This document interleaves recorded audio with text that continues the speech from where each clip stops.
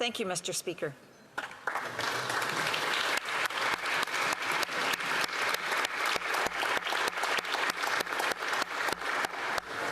The honourable member from Saanich Gulf Islands. Thank you, Mr. Speaker. Seeking unanimous consent to add the voices of those in the Green Party across this country, and for myself, as someone who is so honored to know and love John Fraser as a friend, a colleague, and a fellow warrior in the battle to save this planet. And he used to say, he'd raise a glass and say, to the conspiracy to save the planet. And John Fraser, the Honourable John Fraser, brought into that conspiracy his ability to pull people from all sides of the political spectrum into one space.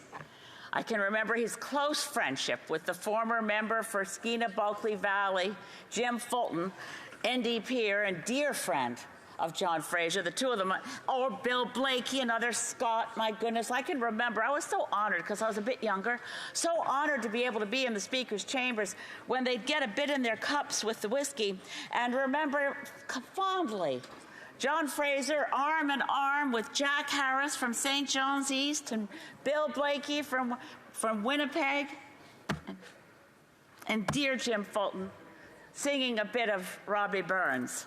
It was John Fraser who introduced to this place the Robbie Burns night dinner, and in one of the obituaries now up online, Kim Campbell recalls how former Prime Minister, the Right Honourable Kim Campbell, recalls well when John Fraser tapped her to do the reply from the Lassies, which, by the way, she delivered in French with a Scottish accent, which I still don't know how she pulled that off.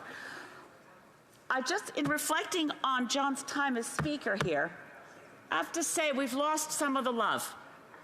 There used to be a lot of love in this place across party lines no matter what. And we'd see it in the way he pulled people together time and time again. He used to give a speech in which he'd point out, because some people would be surprised that a progressive conservative was in the front lines of the battle to stop acid rain, in the front lines of those who wanted to stop the logging of trees that were over 1,000 years old up in Haida Gwaii, in the front lines of people concerned about the destruction of the natural world, the loss of our wild Pacific salmon, and as an angler and a fly fisher, he really knew what it meant to stand in a river and catch the line out for those fish. He was part of nature. He didn't see it as some separate environment. He was in it.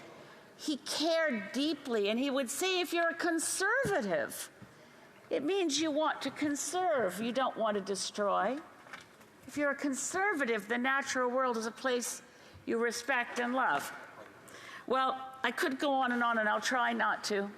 I remember when they were trying to talk him into running, Jim Fulton said to him, Jim, by the way, some of you will know this story, but most of you are too young. Jim one time smuggled a dead salmon down one of his trousers legs in a Glad bag and managed to get it across the floor and slap it on Brian Mulroney's desk, the Right Honourable Prime Minister, before anyone could stop him. And so Jim was trying to talk John Fraser into running for Speaker. And John said to Jim Fulton, as Jim reflected it, remembered, Jimmy, if you'd pulled that trick and I was Speaker, you wouldn't have been recognized in this place for 6 months. And Fulton said, oh, no, Fraser, you wouldn't have done that to me. He said, oh, yes, I would have done that to you. He was still elected Speaker, and he was able to quell the noise and chaos in this place, as Garth Turner recently reflected in an online tribute, with a voice barely above a whisper, because he commanded the respect of everyone in this place, because everyone knew that John Fraser was a man whose integrity was above reproach, who knew his parliamentary principles, but who basically, through the core of his being, understood fairness. He would stand up for MPs such as those in my position, although I had never had the honor to serve as an MP. But when Bill Blakey brought the point of order that said, if you happen to fall below 12 members in this place, you still need to have the respect that allows you to participate in question period more or less as equals, John Fraser said that was not in doubt, but you couldn't get exactly the same privileges when you were fewer than 12. He stood up for everyone in this place without favoritism, without partisanship, and he fought for what was right. And he fought for what was right always. I know that today, and I can't recognize people in the gallery, perhaps, Mr. Speaker, you will, but I'm kind of overwhelmed Sheena and Anna and Mary, that you've shared your father with this country, and to a former quite young staffer I first met then who worked for Speaker Fraser, our former Ottawa mayor, who's awfully good too. I can't recognize anyone in the gallery, but Jim Watson. John Fraser knew everyone and knew how to pull in their involvement and their engagement when it mattered, whether it was Dalton Camp or Right Honour Brian Mulroney. We would not have solved acid rain without John Fraser. We would not have Guayahanas National Park without John Fraser. We would not have the rivers that we have in British Columbia that were endangered. God bless the memory of John Allen Fraser. May the lighted perpetual shine upon him as he's gathered up in heaven right now. And I sure hope that they're protecting everything that needs protecting, or he'll be on the Angels' case in short order. Thank you, Mr. Speaker.